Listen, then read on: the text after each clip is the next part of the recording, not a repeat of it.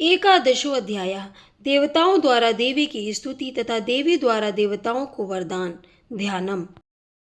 मैं भुवनेश्वरी देवी का ध्यान करता हूँ। उनके श्री अंगों की आभा प्रभात काल के सूर्य के समान है और मस्तक पर चंद्रमा का मुकुट है। वे उभरे हुए स्तनों और 3 नेत्रों से युक्त हैं। उनके मुख पर मुस्कान की छटा छाई रहती है और हाथों में वरद, अंकुश, पाश और अभय मुद्रा शोभा पाते हैं।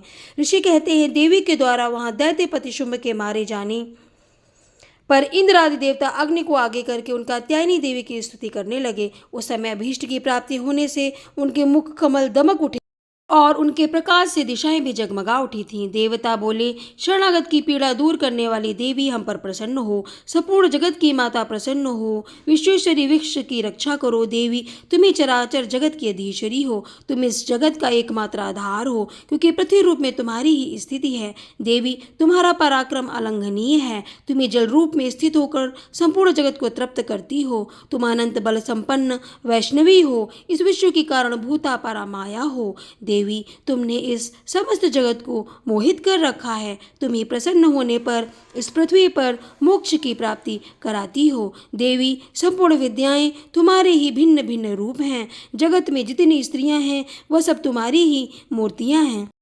जगदम्ब, एकमात्र तुमने ही इस विश्व को व्याप्त कर रखा है। तुम्हारी स्तुति क्या हो सकती है। तुम तो स्तवन करने योग्य पदार्थों से परी एवं परावाणी हो। जब तुम सर्वस्वरूपा देवी स्वर्ग तथा मोक्ष प्रदान करने वाली हो, तब इसी रूप में तुम्हारी स्तुति हो गई। तुम्हारी स्तुति के लिए इससे अच्छी उक्तियां और क्या हो सकती हैं। बुद्धि रूप से जब सब लोगों के हृदय में विराजमान करने वाली हो, स्वर्ग एवं मोक्ष प्रदान करने वाली नारायणी देवी, तुम्हें नमस्कार है। कला काष्ठा आदि के रूप से परिणाम की ओर ले जाने वाली तथा विश्व का उपसंहार करने में समर्थ नारायणी, तुम्हें नमस्कार है।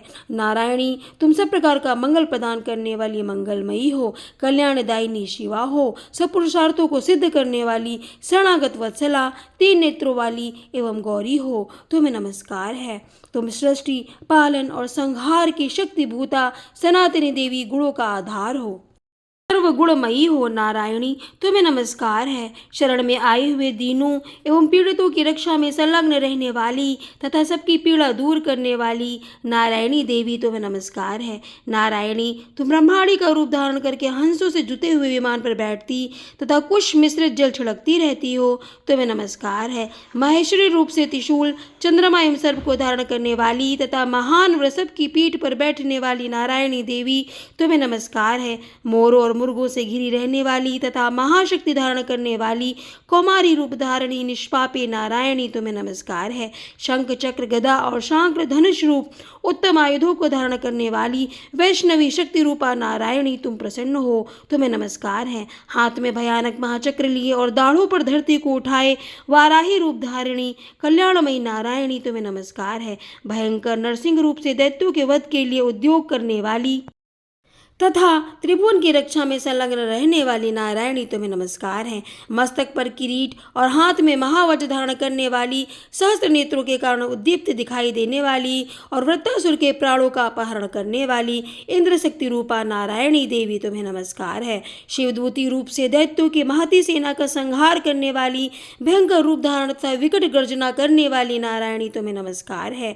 दाढ़ों के कारण विकराल मुख वाली, मुंडमाला से भूषित मुंड मर्दिनी मुंडा रूपा नारायणी, तुम्हें नमस्कार है। लक्ष्मी, लज्जा, महाविद्या, श्रद्धा, पुष्टि, स्वधा, ध्रुवा, महाराति तथा महाअविद्या रूप नारायणी, तुम्हें नमस्कार है। मेधा, सरस्वती, वरा, श्रेष्ठा, भूति, ऐश्वर्य रूपा बाभ्रवी तथा पार्वती, तामसी, महाकाली, नेता, संयम परायणा तथा ईशा सबकी अधीश्वरी रूपिणी नारायणी, तुम्हें नमस्कार है। स्वरस्वरूपा, सर्वेश्वरी तथा सब प्रकार की शक्तियों से संपन्न दिव्य रूपा दुर्गे देवी, सब भयों से हमारी रक्षा करो, तुम्हें नमस्कार है।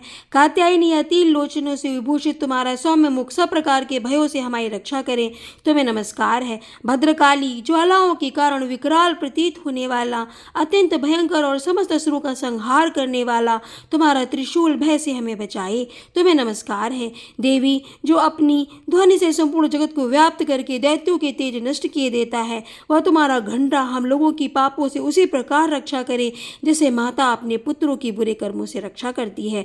चंडिके, तुम्हारे हाथों में सुशोभित खड्ग जो असुरों के रक्त और चर्बी से चर्चित है, हमारा मंगल करे, हम तुम्हें नमस्कार करते हैं। देवी, तुम प्रसन्न होने पर सब रोगों को नष्ट कर देती हो और कुपित होने पर मनोवांछित सभी कामनाओं का नाश कर देती हो। जो लोग तुम्हारी शरण में जा चुके हैं उन पर विपत्ति तो आती ही नहीं। तुम्हारी शरण में गए हुए मनुष्य दूसरों को शरण देने वाले हो जाते हैं।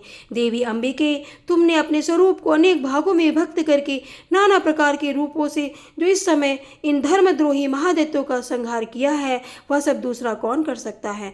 वह विद्याओं में ज्ञान को प्रकाशित करने वाली शास्त्रों में तथा आदि वाक्यों में तुम्हारे सिवा और किसका वर्णन है, तथा तुमको छोड़कर दूसरी ऐसी कौन सी शक्ति है जो विश्व को अज्ञान में घोर अंधकार से परिपूर्ण ममता रूपी गड़े में निरंतर भटका रही हो। जहाँ राक्षस, भयंकर विष वाले सर्प, शत्रु, लुटेरों की सेना और दवानल हो, वहाँ तथा समुद्र के बीच में भी साथ रहकर तो विश्व की रक्षा करती हो। विश्वेश्वरी तो विश्व का पालन करती हो, विश्व रूपा हो, इसीलिए संपूर्ण विश्व को धारण करती हो। तुम भगवान विश्वनाथ की भी वंदनीय हो। जो लोग भक्तिपूर्वक तुम्हारे सामने मस्तक झुकाते हैं वे संपूर्ण विश्व को आश्रय देने वाले होते हैं। देवी प्रसन्न हो, जैसे इस समय असुरों का वध करके तुमने शीघ्र ही हमारी रक्षा की है, उसी प्रकार सदा हमें शत्रुओं के भय से बचाओ। संपूर्ण जगत का पाप नष्ट कर दो और उत्पात एवं पापों के फलस्वरूप प्राप्त होने वाली महामारी आदि बड़े बड़े उपद्रवों को शीघ्र दूर करो। विश्व की पीड़ा दूर करने वाली हम तुम्हारे चरणों पर पड़े हुए हैं, हम पर प्रसन्न हो। त्रिलोक निवासियों की पूजनीय परमेश्वरी, सब लोगों को वरदान दो। देवी बोली, देवताओं, मैं वर देने को तैयार हूँ। तुम्हारे मन में जिसकी इच्छा हो वह वर मांग लो। संसार के लिए उस उपकार कारक वर को मैं अवश्य दूंगी। देवता बोले, सर्वेश्वरी, तुम इसी प्रकार तीनों लोकों की समस्त बाधाओं को शांत करो और हमारे शत्रुओं का नाश करती रहो। देवी बोली, देवताओं, वैवस्वत मनवंतर के 28वें युग में शुभ और निशुभ नाम के 2 अन्य महादैत्य उत्पन्न होंगे।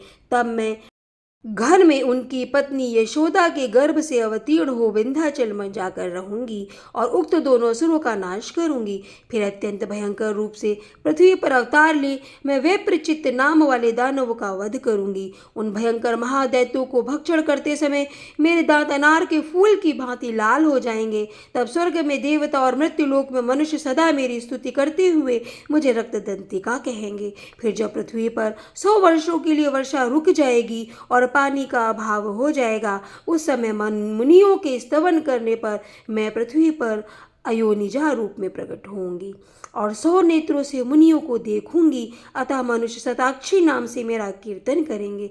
देवताओं, उस समय मैं अपने शरीर से उत्पन्न हुए शाखों द्वारा समस्त संसार का भरण पोषण करूंगी। जब तक वर्षा नहीं होगी तब तक वे शाक ही सबके प्राणों की रक्षा करेंगे। ऐसा करने के कारण पृथ्वी पर शाकंभरी के नाम से मेरी ख्याति होगी। उसी अवतार में मैं दुर्गम नामक महादैत्य का वध भी करूंगी। इससे मेरा नाम दुर्गा देवी के रूप से प्रसिद्ध होगा।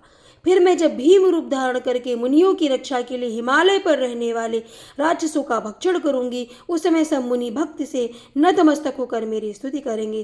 तब मेरा नाम भीमा देवी के नाम से विख्यात होगा।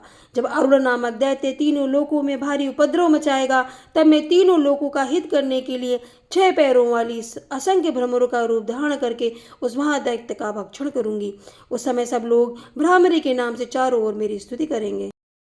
इस प्रकार जब जब संसार में दानवी बाधा उत्पन्न होगी, तब तक अवतार लेकर मैं शत्रु का संहार करूंगी। इस प्रकार श्री मार्कंडेय पुराण में सावर्णिक मनवंतर की कथा के अंतर्गत देवी महात्म्य में देवी स्तुति नामक 11वां अध्याय। जय माता दी।